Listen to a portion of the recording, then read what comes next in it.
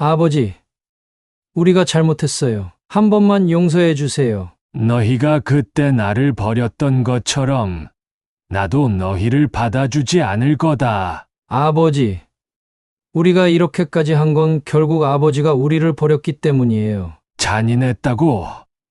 내가 너희에게 준 마지막 기회를 이렇게도 망가뜨릴 수 있니? 모든 걸 우리에게 넘겨주세요. 우리가 아버지의 방식이 아니라 우리의 방식대로 해볼게요. 너희가 원하는 건 돈이지. 하지만 내 모든 걸 너희에게 넘길 순 없다. 살 길을 찾으려면 너희 스스로 해라. 나는 너희에게 더 이상 기대하지 않는다. 가족이라는 이름으로 내게 다가오지 마라. 내 삶은 이제 내가 만들어 간다. 안녕하세요. 구독자 여러분. 날씨가 점점 쌀쌀해지는데 다들 따뜻하게 챙겨 입으셨나요? 오늘 소개할 사연은 한 남성의 파란만장한 삶의 여정을 따라가 보려 합니다.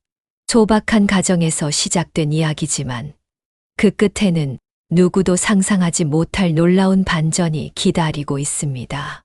주인공은 서울 외곽에서 시장 일을 하며 두 아들과 아내를 부양하며 살던 김철호 씨입니다.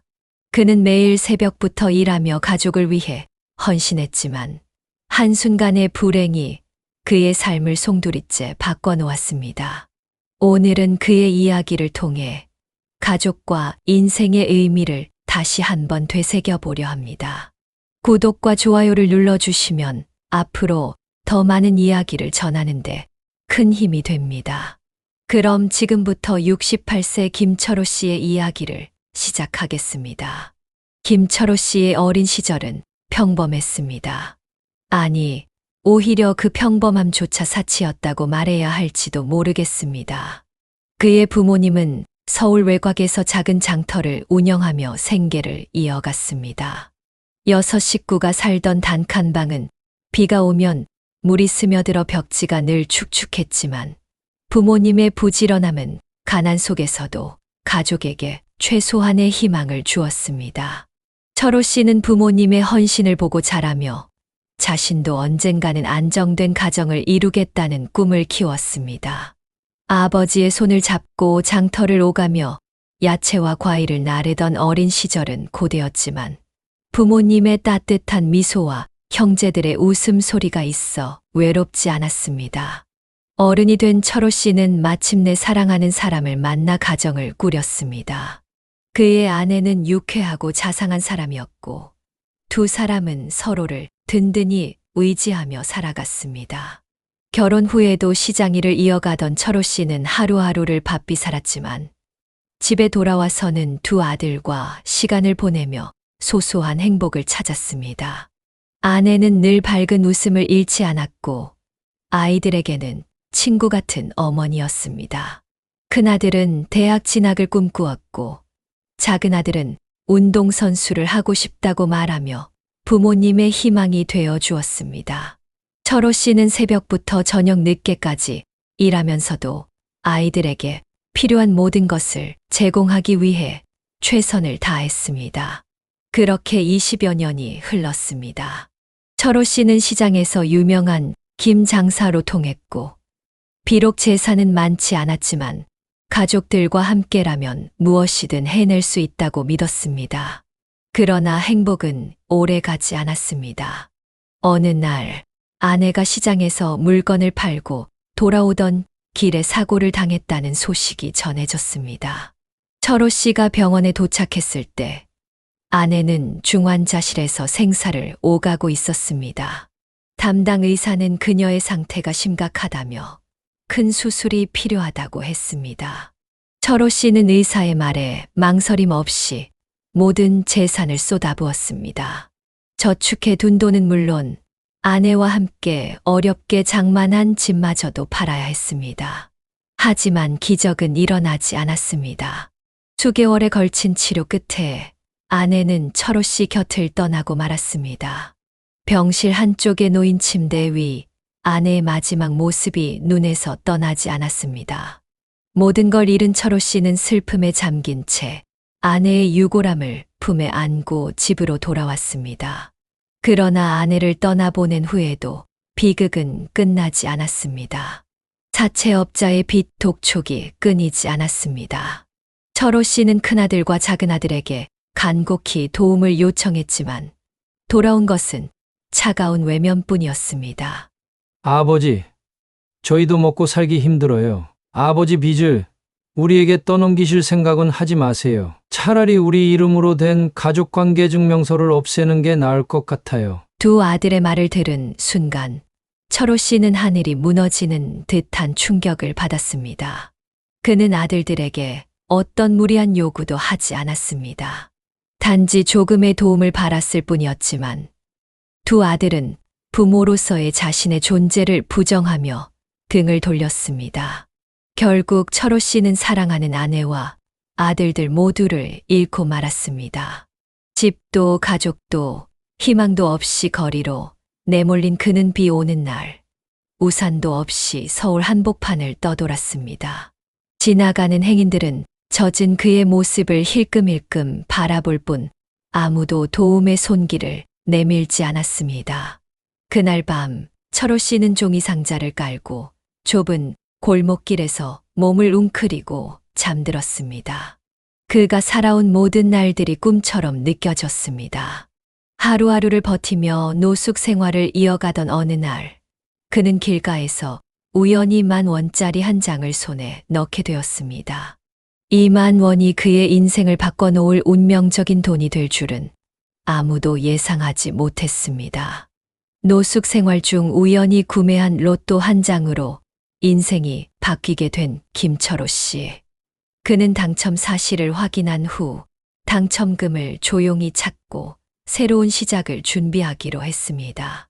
처음에는 막막했습니다. 평생 시장에서만 일하며 살아온 그에게 60억 원이라는 돈은 어마어마했지만 어떻게 활용해야 할지 감이 오지 않았습니다. 이 돈을 함부로 쓰다가는 금세 바닥날 수도 있다는 불안감이 밀려왔습니다. 그는 우선 빚을 정리하기로 결심했습니다. 사채업자를 찾아가 남아있던 빚을 한꺼번에 갚았습니다. 자신을 비웃던 사채업자는 처음엔 그의 돈을 믿지 않았지만 현금을 내놓는 철호 씨의 모습을 보고는 눈이 휘둥그레졌습니다. 이제 2번 다시 볼 일 없겠지. 짧게 내뱉은 말과 함께 그는 그곳을 떠났습니다. 빚을 모두 갚은 철호 씨는 다음으로 자신을 돌아보았습니다. 내가 정말 원하는 삶은 뭘까? 그는 노숙 생활을 하며 비참했던 자신을 떠올렸습니다. 돈이 없는 사람들에게 작은 기회 하나가 얼마나 중요한지 절실히 느꼈던 그는 이 돈을 단순히 쓰기보다는 사람들에게 기회를 주는 데 쓰기로 결심했습니다. 우선 그는 소자본 창업부터 시작했습니다. 로또 당첨금을 조금씩 나눠 사용하며 조심스럽게 작은 식당을 열었습니다. 서울 외곽에 위치한 이 식당은 저렴한 가격과 넉넉한 인심으로 입소문이 났습니다. 하루하루 손님이 늘어나면서 가게는 점점 안정되었고 그는 이 수익을 바탕으로 사업을 확장하기 시작했습니다. 그는 단순히 음식점 운영에만 머물지 않았습니다. 직접 시장에서 일했던 경험을 살려 신선한 재료를 직접 공급하는 유통회사를 세웠습니다. 처음에는 규모가 작았지만 그는 꼼꼼하고 성실한 태도로 거래처를 늘려갔습니다. 가게에 채소를 납품하던 시장 상인들도 철호 씨의 진심을 알게 되면서 그를 적극적으로 도왔습니다. 그는 항상 초심을 잃지 않았습니다. 시장 생활에서 배운 검소함과 인내심을 사업에서도 그대로 실천했습니다. 어떤 계약이든 정직하게 처리하며 신뢰를 쌓았고 점차 거래 규모가 커지면서 그의 사업은 번창했습니다. 하지만 그 과정이 항상 순탄했던 것은 아닙니다. 초기에 몇몇 사업은 실패로 끝나기도 했습니다. 잘못된 투자로 손실을 본 적도 있었지만 그는 포기하지 않았습니다.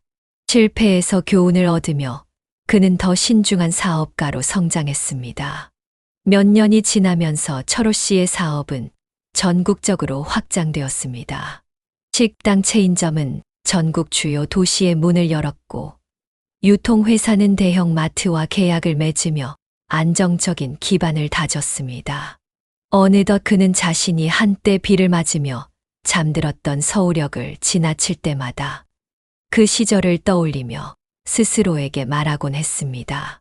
내가 여기까지 올 줄 누가 알았겠어.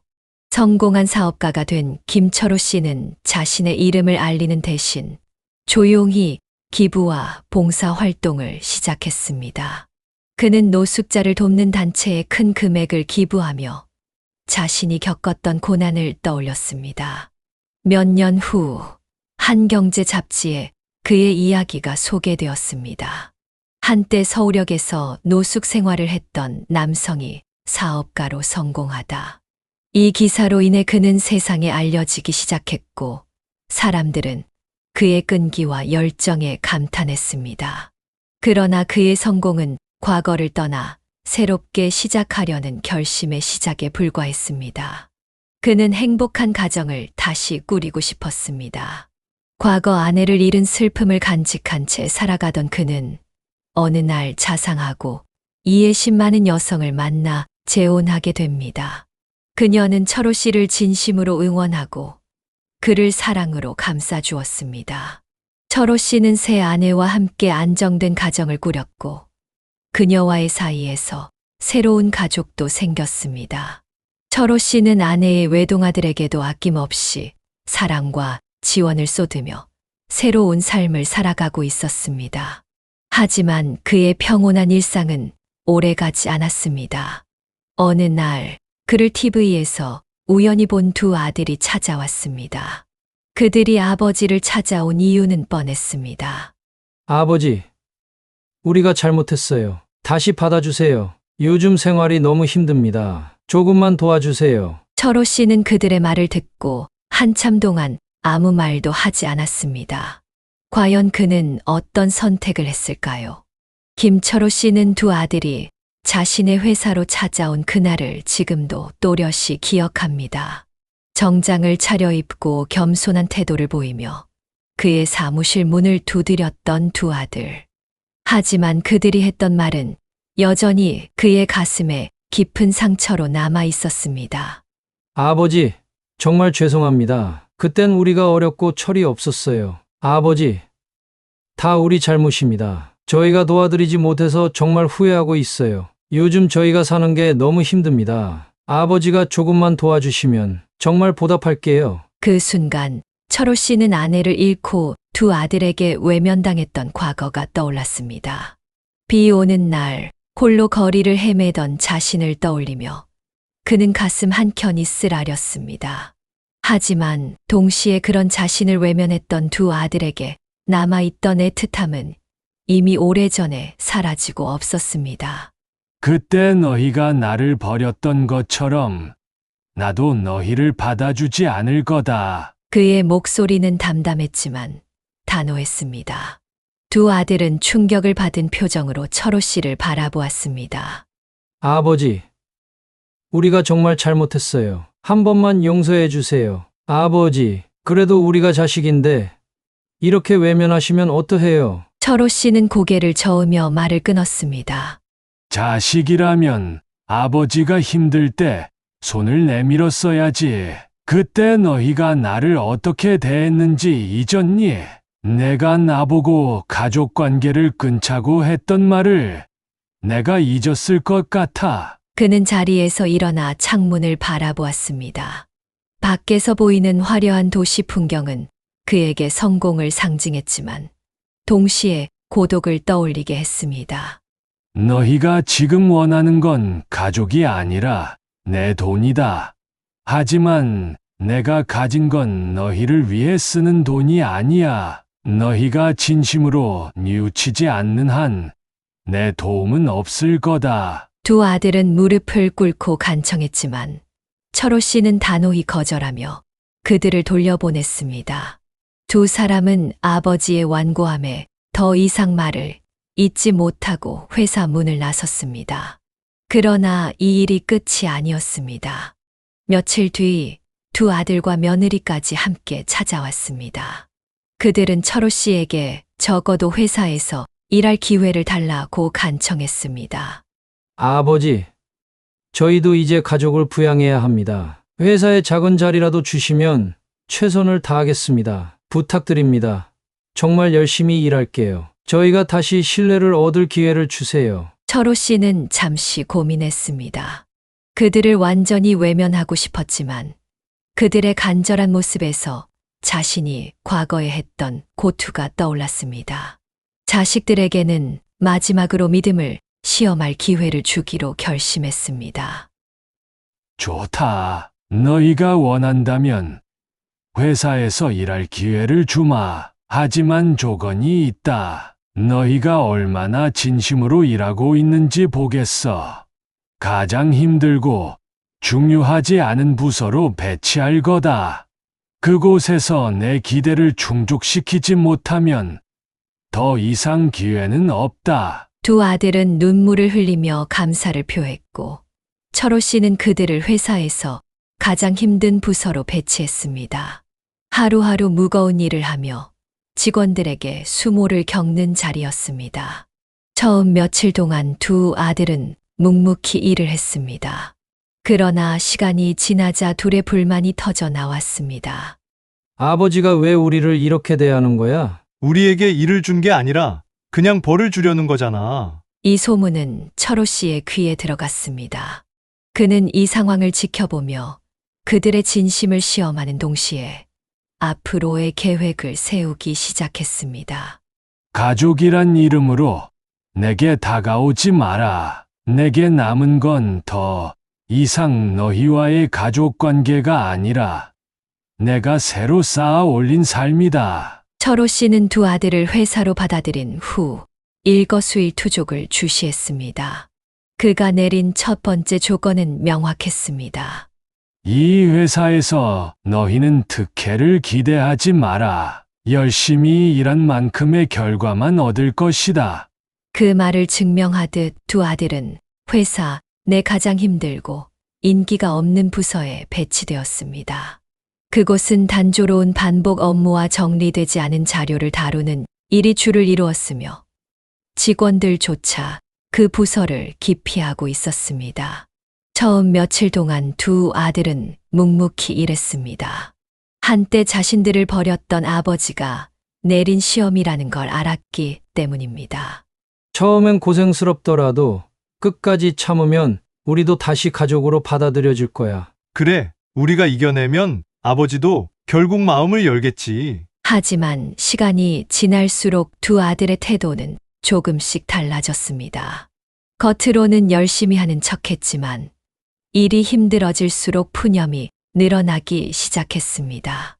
왜 우리만 이렇게 고생해야 하는 거야? 다른 부서 직원들처럼 편하게 일할 수는 없는 거냐고. 아버지가 우리를 괴롭히려고 일부러 이러는 거잖아. 결국 그들의 불만은 사내로 퍼지기 시작했습니다.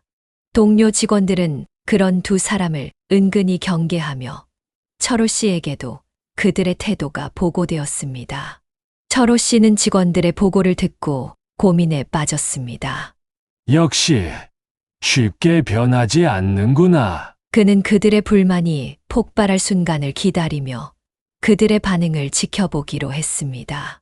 며칠 후 두 아들은 회사의 식당에서 동료 직원들 앞에서 불만을 터뜨렸습니다.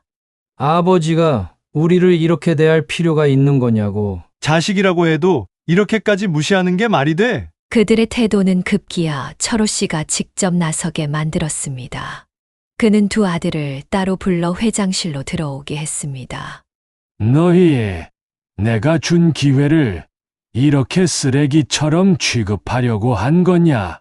철호 씨의 목소리는 낮았지만 그 안에 담긴 분노는 확실히 느껴졌습니다. 두 아들은 아버지 앞에서도 여전히 불만을 멈추지 않았습니다. 아버지, 우리가 자식인데 왜 이렇게까지 하시는 겁니까? 우리도 가족이잖아요. 이건 너무하잖아요. 철호 씨는 한참 동안 말없이 두 사람을 바라보았습니다. 그러다 천천히 입을 열었습니다. 너희가 그토록 강조하는 가족이라는 말, 그 말을 들을 자격이 있나? 너희는 가족이라면서 내가 힘들 때 뭐를 했지? 내가 길에서 비를 맞으며 잠들 때 너희는 어디 있었니? 두 아들은 고개를 들지 못했습니다. 철호 씨는 깊은 한숨을 내쉬며 말했다. 나는 너희가 진심으로 뉘우치길 바랐다. 그래서 기회를 줬다. 하지만 너희는 다시 한번 보여줬다. 그저 이익을 위해 움직일 뿐이라는 걸. 그의 목소리는 점점 더 차가워졌습니다. 여기까지다. 내가 더 이상 너희에게 기대를 갖지 않겠다.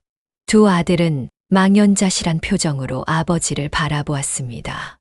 아버지, 정말 이게 끝인가요? 우리가 어떻게 해야 용서받을 수 있습니까? 철호 씨는 더 이상 그들의 말을 듣지 않았습니다. 그는 자리에서 일어나 창밖을 바라보며 짧게 말했다. 나는 너희를 용서할 생각도, 다시 믿을 생각도 없다. 이제부터 너희의 삶은 너희 스스로 책임져라. 두 아들은 마지막으로 고개를 숙이며 방을 나섰습니다. 그리고 철호 씨는 자리로 돌아와 생각에 잠겼습니다. 과연 이게 최선의 방법이었을까? 하지만 그는 곧 고개를 저었습니다. 더는 내 마음을 아프게 하는 사람들에게 기회를 줄 필요가 없다. 김철호 씨는 두 아들을 단호히 거절한 뒤에도 마음이 편치 않았습니다. 수십 년 동안 가슴속 깊이 묻어둔 가족에 대한 애착이 그를 완전히 자유롭게 놓아주지 않았기 때문입니다. 하지만 그는 이미 결정을 내렸습니다. 과거의 상처를 반복하지 않기 위해 감정에 흔들리지 않기로 했습니다. 그의 회사는 여전히 번창했고 철호 씨는 직원들과 사업 확장을 위한 회의를 진행하며 분주한 나날을 보냈습니다. 하지만 그런 와중에도 두 아들에 대한 보고는 계속해서 들어왔습니다. 두 아들은 회사에서 받는 대우에 불만을 품고 사내 다른 직원들과 불협화음을 일으키고 있었습니다. 왜 우리는 이렇게 구박받아야 하는 거냐고. 아버지가 회장이면 우리에게도 당연히 그에 맞는 자리를 줘야 하는 거 아니야? 그들의 이런 태도는 결국 직원들의 반감을 샀고 회사 분위기를 해치기 시작했습니다. 하루는 회사에서 회의를 마친 철호 씨가 늦은 저녁 집으로 돌아왔을 때였습니다. 새 아내가 조용히 그를 불렀습니다. 철호 씨, 오늘 두 아들이 집 앞까지 찾아왔었어요. 뭐라고 하던가요? 무릎을 꿇고 용서를 빌더라고요. 한 번만 다시 기회를 달라고 했어요. 철호 씨는 말없이 고개를 숙였습니다. 그의 마음속 깊은 곳에서는 두 아들을 향한 연민이 피어올랐지만 그는 곧 이를 억누르며 말했다. 저들이 바뀌었다고 믿기엔 지금까지 보여준 행동들이 너무 많았어. 그의 새 아내는 잠시 고민하다 조심스레 말했다. 혹시 그 아이들에게 다시 한번 기회를 주는 게 어때요? 철호 씨도 그 아이들도 앞으로 나아가기 위해서는 이 상태로 끝내는 건 좋지 않을 것 같아요. 철호 씨는 오래도록 침묵했습니다. 며칠 뒤 철호 씨는 두 아들을 다시 회사로 불렀습니다. 그는 그들을 사무실로 들이며 차가운 시선으로 말했다. 마지막으로 너희에게 기회를 주겠다. 이번엔 너희가 정말로 달라졌다는 걸 보여줘야 한다. 단 한 번이라도 또 불만을 품거나 책임을 회피한다면 그땐 더 이상 없다. 두 아들은 고개를 끄덕이며 대답했습니다. 알겠습니다. 정말 열심히 하겠습니다. 아버지, 저희를 믿어주세요. 철호 씨는 그들을 회사의 새로운 프로젝트에 배치했습니다. 이번엔 단순히 일을 주는 것이 아니라 그들에게 책임감을 가르치기 위한 선택이었습니다. 프로젝트가 성공한다면 회사에 큰 이익을 가져올 수 있었지만 실패할 경우 손실도 컸습니다. 한 달, 두 달이 지나며 두 아들은 그동안과는 다르게 묵묵히 프로젝트를 진행했습니다. 하지만 결국 문제가 터졌습니다. 프로젝트가 예상치 못한 문제로 큰 위기에 처했고 두 아들은 회사에 큰 손실을 안겼습니다. 그들은 철호 씨에게 찾아와 말했다. 아버지, 이번 일은 정말 죄송합니다. 저희가 더 잘했어야 했는데 준비가 부족했습니다. 철호 씨는 깊은 한숨을 쉬며 말했다. 책임은 묻지 않겠다. 하지만 너희가 이 회사를 망치게 내버려 두진 않을 거다. 너희가 지금까지 진심으로 바뀌었는지 나는 여전히 의심스럽다. 그날 밤 철호 씨는 잠자리에 들며 다시 한번 자신이 내린 결정이 옳았는지 고민했습니다. 가족과의 갈등은 잠시 해결된 듯 보였지만 그는 여전히 불안감을 떨칠 수 없었습니다. 그의 마음속엔 의심과 고독이 여전히 자리 잡고 있었습니다. 과연 두 아들이 진심으로 변했을까? 그가 새롭게 쌓아 올린 삶을 그들이 또다시 무너뜨리지는 않을까? 이제 철호 씨는 또 다른 갈등이 다가오고 있음을 예감했습니다.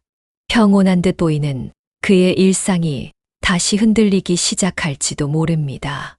두 아들에게 마지막 기회를 준 뒤로 몇 달이 흘렀습니다. 김철호 씨는 일에 집중하며 바쁜 나날을 보내고 있었습니다. 그의 회사는 여전히 성장 중이었고 직원들과의 신뢰도 단단했습니다. 하지만 두 아들을 회사에 두는 일이 그의 마음 한구석에 여전히 불편함을 남겼습니다. 아들들은 이전보다 성실하게 보였지만 회사 내에서는 그들에 대한 평판이 여전히 갈리고 있었습니다. 일부 직원들은 그들이 진심으로 변했다고 말했지만 또 다른 이들은 여전히 그들이 믿을 수 없는 사람이라며 경계했습니다. 그러던 어느 날 철호 씨는 회사의 재무 담당자로부터 보고서를 받았습니다. 보고서에는 한 가지 이상한 점이 있었습니다. 그는 보고서를 유심히 살피다가 한 가지 사실을 깨달았습니다. 최근 들어 특정 부서에서 예산이 과다 지출되고 있습니다. 재무 담당자가 덧붙였습니다. 특히 두 아드님이 관여한 프로젝트에서요. 자재비와 인건비가 예상보다 훨씬 많이 청구되고 있습니다. 철호 씨는 아무 말 없이 고개를 끄덕였습니다. 이상한 예감이 들었지만 그는 섣불리 결론을 내지 않기로 했습니다. 대신 문제를 좀 더 깊이 조사하기로 마음먹었습니다. 며칠 뒤 철호 씨는 비밀리에 회계팀과 보안팀을 동원해 두 아들의 프로젝트 관련 자료를 면밀히 조사했습니다. 조사 결과 예상치 못한 사실이 드러났습니다. 두 아들이 회사 자금을 무단으로 유용의 사적인 용도로 사용한 정황이 발견된 것입니다. 그들은 자신의 부채를 갚기 위해 회사의 예산 일부를 돌려 사용했고, 그중 일부는 며느리와 개인적인 생활비로 사용되었습니다. 보안팀은 그 증거를 분명히 확보했으며 관련 문서와 계좌 내역이 철호 씨의 책상 위에 올려졌습니다. 철호 씨는 충격을 받았습니다. 이것이 마지막 기회라고 했는데 끝까지 인간이 안 되려고 하네. 그는 분노를 억누르며 두 아들을 호출했습니다. 두 아들은 회장실에 들어서며 긴장한 기색을 보였습니다. 철호 씨는 말없이 그들을 바라보다가 천천히 입을 열었습니다. 내가 너희에게 준 마지막 기회가 이런 식으로 돌아올 줄은 몰랐다. 그는 서류를 책상 위에 내던졌습니다. 이게 뭔지 설명해봐라. 두 아들은 서류를 바라보며 얼굴이 하얗게 질렸습니다. 큰아들이 먼저 입을 열었습니다. 아버지, 이건 그게 작은 아들도 말을 이으려 했지만 더듬거리며 아무 말도 하지 못했습니다. 철호 씨는 단호한 목소리로 말을 끊었습니다. 너희가 진심으로 바뀌었다고 믿고 싶었다. 하지만 또다시 나를 실망시키는구나. 이건 단순한 실수가 아니다. 너희는 회사의 신뢰를 배신했고 나를 2번 죽였다. 큰아들이 울먹이며 말했습니다. 아버지, 잘못했습니다. 저희가 정말 한순간에 판단을 잘못했어요. 한 번만 더 기회를 주세요. 아버지, 모든 건 저희가 책임질게요. 정말 마지막으로 한 번만 봐주세요. 하지만 철호 씨는 흔들리지 않았습니다. 너희에게 더 이상 기회는 없다. 이 회사는 너희가 장난치고 떠날 수 있는 놀이터가 아니다. 지금 당장 너희 이름으로 된 모든 프로젝트에서 손을 떼고 회사를 떠나라. 두 아들은 끝까지 매달렸습니다.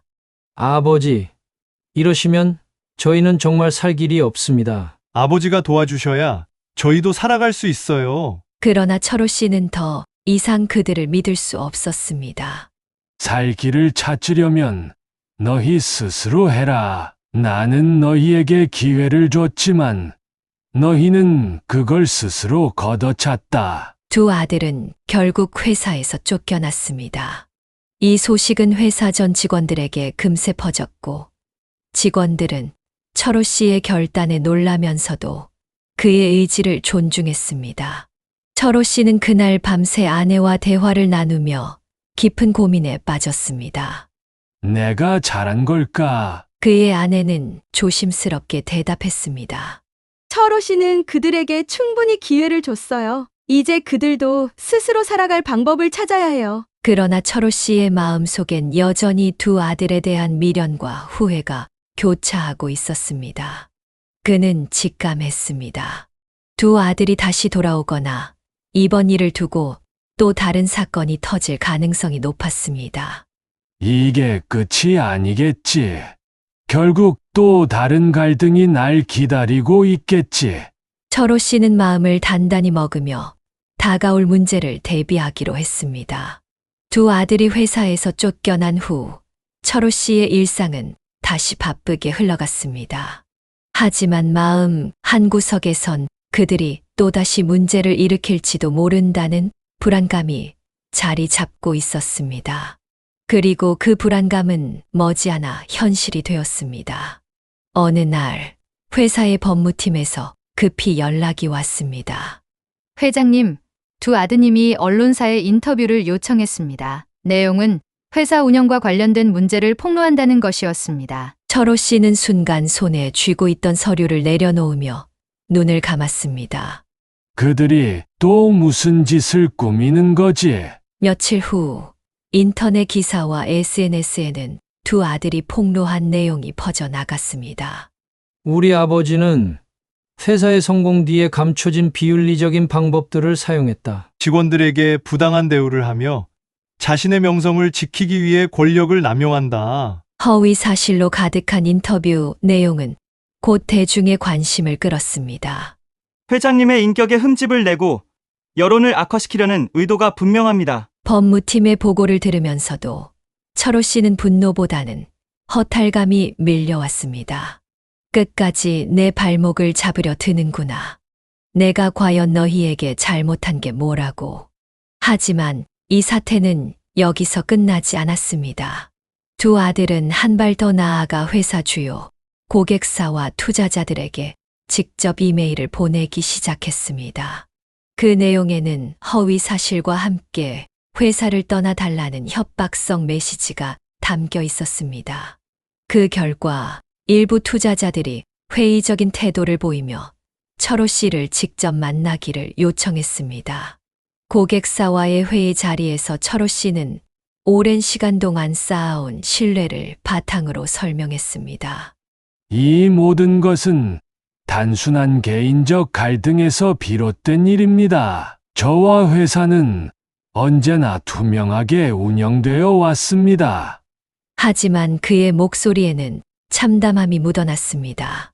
어떻게 그들이 나를 이렇게까지 몰아붙일 수 있을까?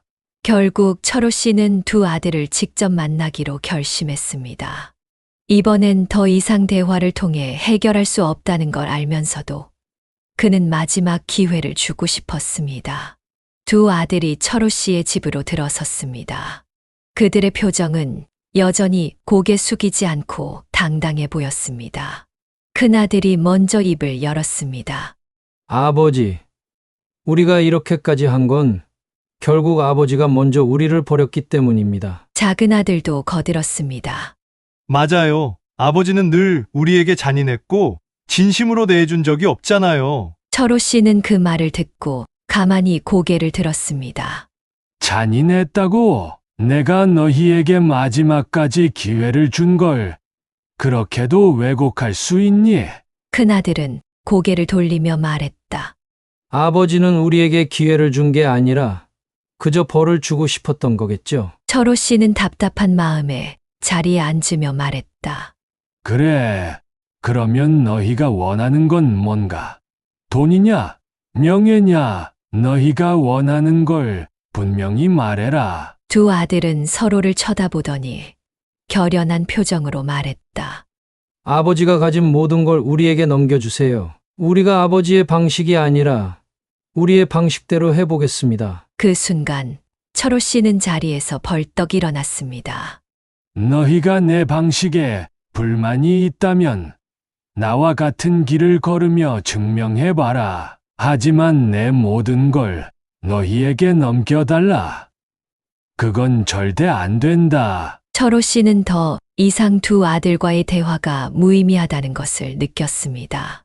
그는 법적 대응을 준비하기로 결심했습니다. 더 이상 가족이라는 이름으로 내 삶에 끼어들지 못하게 하겠다. 그는 즉시 변호사를 찾아 두 아들이 회사와 자신에게 더 이상 접근하지 못하도록 가처분 신청을 했습니다. 그리고 동시에 허위 사실을 유포한 것에 대해 명예훼손 소송을 제기했습니다. 법정에서 마주한 두 아들은 여전히 아버지에게 억울함을 주장했습니다. 아버지가 우리를 이렇게 몰아붙였기 때문에 우리가 이렇게 된 거예요. 하지만 법원은 철호 씨의 손을 들어주었습니다. 모든 증거와 진술을 바탕으로 피고인들은 명백히 허위 사실을 유포했으며 이는 원고에게 심각한 피해를 입혔습니다. 철호 씨는 승소했지만 마음 한구석은 허전했습니다. 결국 이렇게 끝이 나는구나. 가족이라는 게 정말 아무 의미도 없게 되는 건가? 법정에서 나오는 그의 발걸음은 무겁기만 했습니다. 하지만 그는 결심했습니다. 더 이상 과거에 얽매이지 않고 내 길을 가겠다. 법정에서 승소한 뒤에도 김철호 씨의 마음은 복잡했습니다. 그는 두 아들과 완전히 갈라섰고 이제는 더 이상 과거의 갈등에 얽매이지 않겠다고 결심했습니다. 하지만 남겨진 상처는 쉽사리 아물지 않았습니다. 철호 씨는 오랜만에 시간을 내어 새 아내와 함께 한적한 시골로 떠났습니다. 그는 그곳에서 작은 텃밭을 가꾸며 자신의 속마음을 정리하기 시작했습니다. 손으로 흙을 만지고 들판을 거닐며 그는 조금씩 평화를 되찾았습니다. 그는 마을 주민들과 금세 친해졌습니다. 회장님, 이쪽은 상추가 잘 자라요. 여기 좀 심어보세요. 오랜만에 사람 냄새 나는 곳에 와보니 마음이 참 편안해지네요. 하지만 철호 씨는 단순히 마음의 안정을 찾는데 그치지 않았습니다. 그는 자신과 같은 고난을 겪는 사람들을 돕고 싶다는 생각을 했습니다.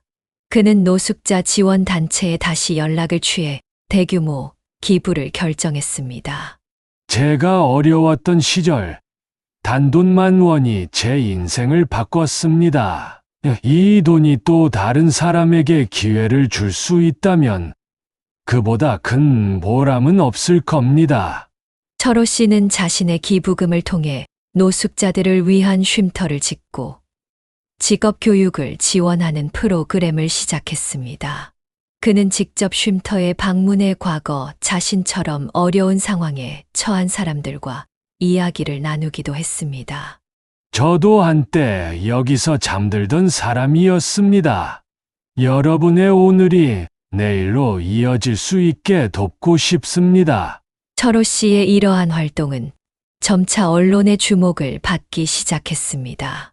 그의 이름이 알려지면서 과거에 그를 비난했던 일부 사람들도 그의 진심을 인정하기 시작했습니다.